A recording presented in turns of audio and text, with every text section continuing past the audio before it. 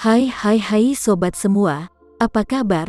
Baik kan? Semoga kalian semua sehat selalu, bahagia selalu dan banyak rezeki. Kali ini Mimin mau melanjutkan cerita dari novel Menantu yang Diremehkan. Semoga cerita ini bisa menghibur kalian semua ya, dan bisa menemani hari-hari kalian semua. Oh iya, jangan lupa bantu like dan komen ya biar Mimin tambah semangat uploadnya. Kalau begitu yuk langsung saja ke ceritanya, cekidot.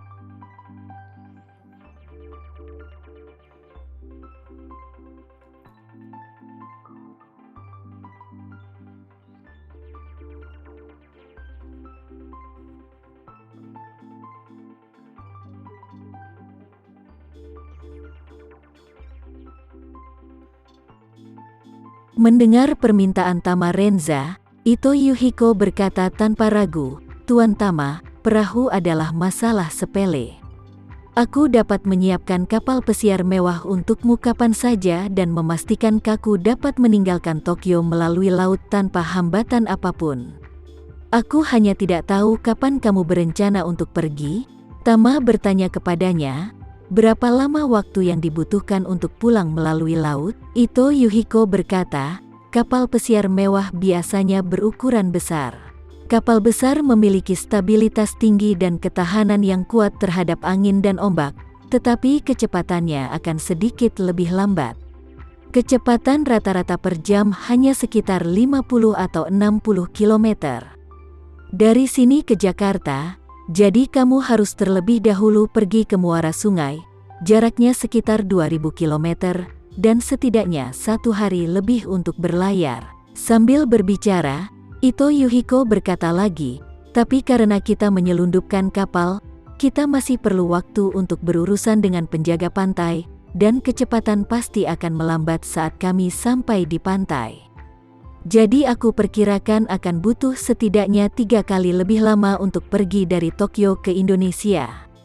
Tama mendecakkan bibirnya dan berkata, ini benar-benar lama ya. Ito mengangguk dan berkata tanpa daya, penyelundupan memang seperti ini tuan, semua penyelundupan memang dari laut. Jika kamu menyelundupkan barang dari Jepang ke Amerika Utara akan membutuhkan waktu lebih dari sebulan untuk mengapung di laut. Tama lalu berkata, ini hanya waktu untuk pergi ke Indonesia. Aku harus sampai ke Jogja lalu ke Jakarta, ini akan memakan waktu setidaknya beberapa jam. Ito Yuhiko menjelaskan, jika kamu masih naik perahu dari Jogja ke Jakarta, ini diperkirakan akan memakan waktu 7 atau 8 jam perjalanan lagi. Namun, jika kamu sedang terburu-buru, aku sarankan kamu pergi ke Jakarta dengan helikopter dari pantai Jogja. Kalau begitu, kira-kira hanya butuh waktu lebih dari 1 jam. Tama langsung berkata, oke, kalau begitu, tolong bantu aku ya Tuan Ito Yuhiko untuk menyiapkan kapal secepatnya. Aku ingin pergi malam ini juga. Baik, Ito Yuhiko dan Nanako terkejut. Ayah dan anak perempuan itu berkata serempak, "Hah? Pergi malam ini?" Tama mengangguk, dan dengan sungguh-sungguh berkata, Roni Suteja kembali dengan pesawat, dan tiba di Jakarta dalam lebih dari 2 jam ke depan. Aku tidak bisa membawa Linda terbang secara langsung. Bagaimanapun, seluruh TMPD mengira Linda hilang. Dan sedang dilakukan pencarian keras, semua pemantauan terhubung dengan mereka. Jika Linda tiba-tiba keluar dari bea cukai, TMPD akan mendapat kabar secepatnya.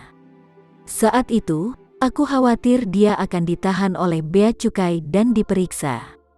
Setelah berbicara, Tama menambahkan, selanjutnya, Bramasta Suteja dan Roni Suteja masih harus memantau keberadaan Linda. Begitu dia muncul di bea cukai, itu akan terungkap sepenuhnya. Jadi, untuk lebih berhati-hati, dia tetap harus hilang di depan dunia luar, lalu diam-diam meninggalkan Jepang dan kembali ke Jakarta. Nanako merasa sedikit sakit hati saat ini, dan Ito Yuhiko yang berada di sebelahnya berkata, Tuan Tama, sulit untuk datang ke sini, mengapa tidak tinggal selama 2 hari ke depan, sehingga aku bisa melakukan semua yang kamu suka sebagai penghormatan. Tama tersenyum tipis, aku mengerti kebaikanmu Tuan Ito Yuhiko, tapi masalah ini sangat penting. Jika aku menunda, aku takut sesuatu akan terjadi di Jakarta. Bagaimanapun, kakek Linda masih berada di Jakarta. Ito Yuhiko tiba-tiba menyadari, dan buru-buru berkata, aku mengerti. Ini memang masalah penting dan terburu-buru. Atau kalau tidak, aku akan meminta seseorang mempersiapkan kapalnya sekarang, dan kemudian menjaga hubungan dengan penjaga pantai, dan berusaha untuk dapat berangkat pada pukul 1 atau 2 malam ini. Tama lalu segera mengucapkan terima kasih banyak, Tuan Ito Yuhiko atas kebaikanmu.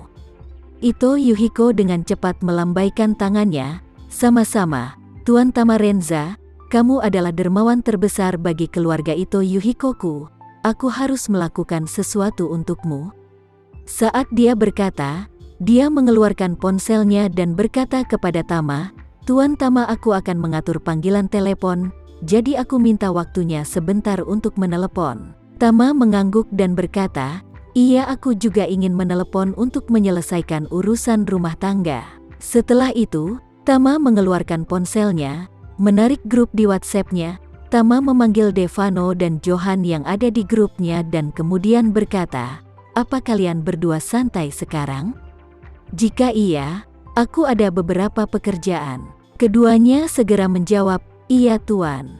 Tama segera memulai panggilan suara grup dengan Devano serta Johan mulai terhubung satu demi satu. Devano masuk lebih dulu dan berkata, Tuan, ada apa? Kemudian Johan juga masuk, Tuan, apa yang ingin kamu lakukan? Tama berkata, jadi begini, kalian berdua adalah orang yang aku percayai. Jadi apa yang akan aku katakan selanjutnya, kalian berdua harus merahasiakannya dan menegakkannya dengan ketat. Apakah kalian mengerti? Keduanya berkata serempak, jangan khawatir. Kita akan merahasiakannya. Tama bersenandung dan melanjutkan, Bramasta dan Roni Suteja akan merebut tahta dalam keluarga Suteja. Kalian berdua segera menghubungi Bramasta dan memberitahunya bahwa kalian baru saja mendengar kabar tentang keadaan fisik Tuan Libertus sedang dalam kondisi buruk, jadi ingin mengunjungi Tuan Libertus tua, lebih memperhatikan kondisi fisik dan keselamatan pribadi ayah Libertus. Devano berseru, apa? Bramasta Suteja dan putranya akan merebut tahta keluarga Suteja? Lalu Nona Linda, bagaimana keadaannya? Apakah dia benar-benar mengalami kecelakaan di Tokyo? Apakah mereka juga dalangnya? Tama berkata dengan dingin, ya, merekalah yang mengaturnya sendiri. Johan mengertakkan gigi dan berkata, bajingan.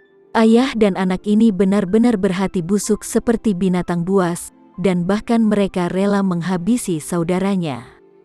Mereka benar-benar membuatku geram. Tama menasihati, jangan terlalu impulsif, aku akan menyelesaikannya dan memberikan dia hukuman.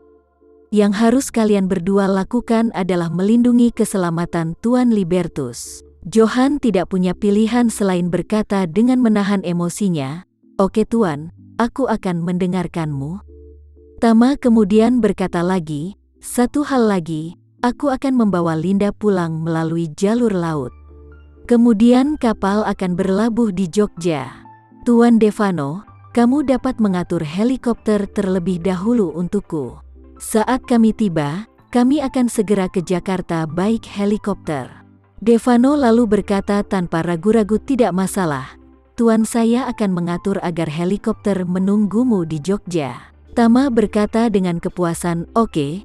Kalian berdua akan memantau dengan cermat setiap gerakan Bramasta dan anaknya, dan melaporkan tindakan apapun kepadaku tepat waktu. Usai panggilan telepon, Linda yang baru saja selesai berendam di pemandian air panas berjalan cepat di bawah kepemimpinan seseorang dari keluarga Ito Yuhiko. Ketika dia tiba, dia berkata dengan malu-malu, maaf, aku sudah membuat semua orang menungguku. Nanako buru-buru tersenyum dan berkata, Nona Linda, jangan terlalu sopan, silahkan duduk saja. Kemudian dia berdiri dan berkata, Nona Linda, maukah kamu duduk bersamaku? Linda lalu mengangguk, oke, terima kasih Nona Nanako. Kemudian Linda, dia duduk di samping Nanako. Nanako memandangi rambutnya yang masih basah, dan tersenyum, dan berkata, "Rambut Nona Linda sangat bagus, hitam dan berkilau, dan bervolume. Kalau boleh tahu, apa yang kamu lakukan untuk menjaga kesehatan rambutmu?" Linda tersenyum tipis dan berkata, "Aku biasanya menggunakan sejenis sampo berbahan dasar jahe, yang memiliki efek pertumbuhan rambut. Jika dipadukan dengan hair mask yang menutrisi, kualitas rambut kita bisa terjamin. Namun, merek yang aku gunakan mungkin tidak tersedia di Jepang. Aku bisa mengirimkan beberapa untukmu." Nanako berkata dengan semangat, "Oh ya, terima kasih banyak, Nona Linda Suteja." Linda kemudian tersenyum dan berkata, "Nona Nanako, kamu tidak harus begitu sopan, dan tidak perlu selalu memanggilku Nona Linda, panggil saja aku Linda." Nanako berkata dengan sungguh-sungguh, "Nona Linda, kamu lebih tua dariku, maka aku harus memanggilmu Kak Linda." Nanako masih berusia 22 tahun, seumuran dengan Anita.